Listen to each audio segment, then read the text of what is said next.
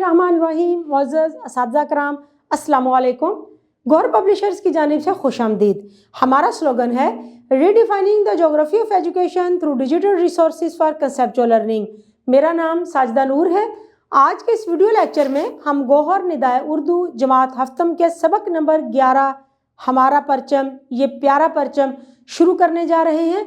तो आइए चलते हैं हासिलाते ताल्लुम की जानिब। मुअज़्ज़ज़ असातिज़ा कराम, इस सबक को पढ़ने के बाद तलबा इस काबिल हो जाएंगे कि अपनी जमात के मायार के मुताबिक किसी भी नज़म को दुरुस्त तलफ़्फ़ुज़, आहंग, हरकत व सकनात के साथ बयान कर सकें। यानी कि जब भी वो अपनी जमात के मायार के मुताबिक कोई नज़म पढ़ें या कोई नसर पढ़ें तो उसको अपने अल्फाज में दुरुस्त तलफ़्फ़ुज़, आहंग, हरकत व सकनात के साथ बयान कर सकें। यानी कि जिन अल्फाज में वो बयान कर रहे हों उनका तलफ़्फ़ुज़ दुरुस्त हो, उनके जुमलों के दरमियान में रब्त और नज़म हो, यानी कि तमाम जुमले आपस में मरबूत हों, तसलसल के साथ अपने ख़यालात का इजहार करना उन्हें आता हो। हमने बच्चों को तैयार करना है तो इस सिलसिले में क्या करना होगा, जो नज़म हम बच्चों को पढ़ाने जा रहे हैं उसका मफ़हूम बच्चों को समझाएं और उसके बाद फिर बच्चों से पूछें कि आपने इस नज़म में क्या पढ़ा, उसका खुलासा बयान करें, अपने ख़यालात का इजहार करें, इसमें बयान किए गए तसव्वुरात को बयान करें। तो इस तरह से जब बच्चों को मौका मिलेगा तो वो अपने ख़यालात का इजहार करेंगे। ये काम हम कमरा जमात से शुरू करेंगे और फिर आहिस्ता आहिस्ता जब कभी जहाँ भी हम बच्चों से पूछेंगे कि इस नज़म में बयान किए गए ख़यालात, तसव्वुरात अख़ज़ करें तो बच्चे इस काबिल हो जाएंगे कि वो दुरुस्त तलफ़्फ़ुज़ के साथ रब्त और नज़्म व ज़ब्त का ख्याल रखते हुए अपने ख़यालात मरबूत अंदाज में बयान कर सकें। नज़्म व नसर में मौजूद मालूमात और तसव्वुरात को अख़ज़ कर सकें, यानी कि जो चीज़ भी वो पढ़ें उसमें मौजूद मालूमात, तसव्वुरात वो समझ सकें। जो कुछ भी वो पढ़े उसका मफ़हूम वो अच्छी तरह से समझ सकें।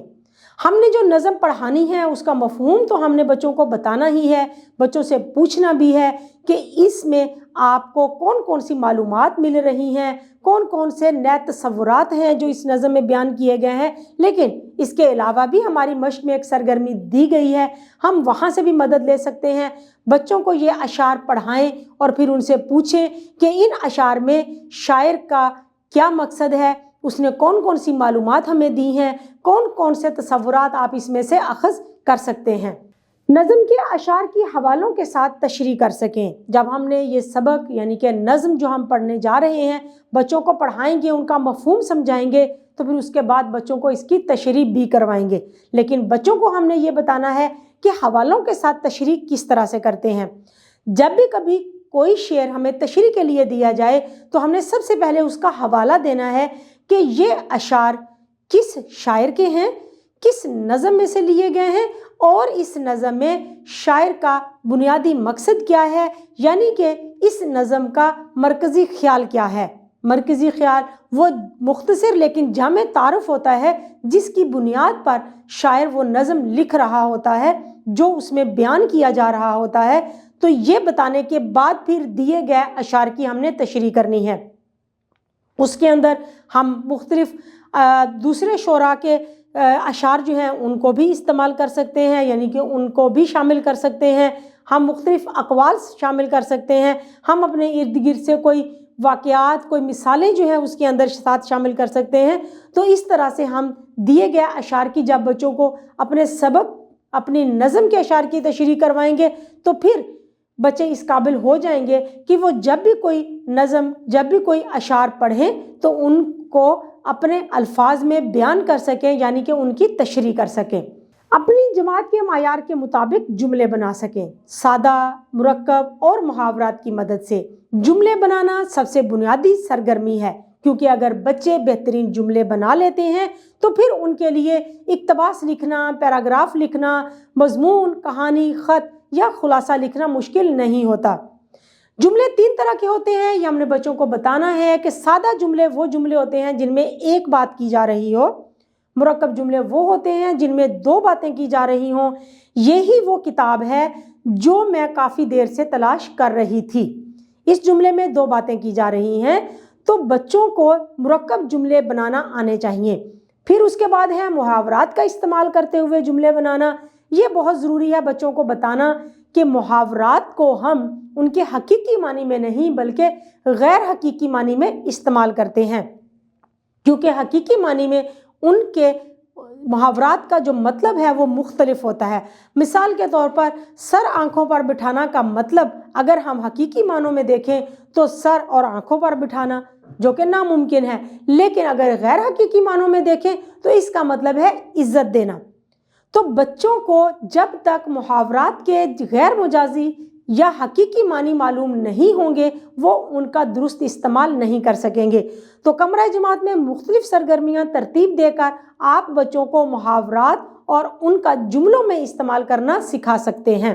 نظم یا نثر پڑھ کر خلاصہ مرکزی خیال لکھ سکیں، یعنی کہ جب بھی کچھ پڑھیں تو اس کو مختصراً اپنے الفاظ میں بیان کرنا آنا چاہیے، بچوں کو اس کا مرکزی خیال معلوم ہونا چاہیے۔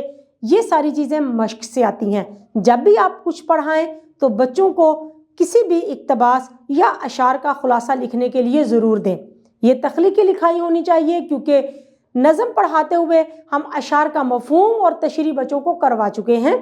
اب ہم نے بچوں سے پوچھنا ہے کہ آپ کے خیال میں ہم نے جو پوری نظم پڑھی ہے اس کا خلاصہ کیا ہوگا؟ تو بچے بڑے اچھے انداز میں آپ کی رہنمائی میں خلاصہ لکھنے کے یا مرکزی خیال لکھنے کے قابل ہو جائیں گے۔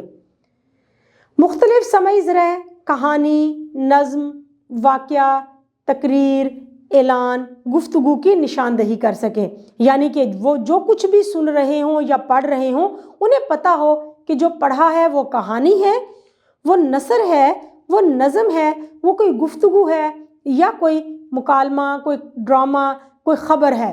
ان سب میں ان کو فرق کرنا آنا چاہیے۔ تو اس مقصد کے لیے ہم کمرہ جماعت میں مختلف سمعی ذرائع کا استعمال کر سکتے ہیں۔ ہم مختلف میگزین، اخبارات کو کمرہ جماعت میں لا سکتے ہیں اور بچوں کو ان کی نشاندہی کرنے میں ان کی رہنمائی کر سکتے ہیں۔ اپنی جماعت کے معیار کے مطابق کسی بھی موضوع پر پر اعتماد انداز میں تقریر کر سکیں۔ ہم نے بچوں کو صرف پڑھانا نہیں ہے، ہم نے ان کو معاشرے کا ذمہ دار شہری بنانا ہے۔ ہم نے ان کو پر اعتماد شخصیت دینی ہے تاکہ جب کبھی جہاں بھی ان کو ضرورت پڑے تو وہ اعتماد کے ساتھ دوسروں کے ساتھ بات کر سکیں۔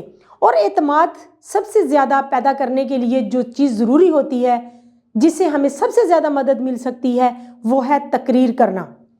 تو بچوں کو ہم نے اس قابل بنانا ہے کہ وہ پر اعتماد انداز میں اپنی جماعت کے معیار کے مطابق کسی بھی دیے گئے موضوع پر بہترین تقریر کر سکیں۔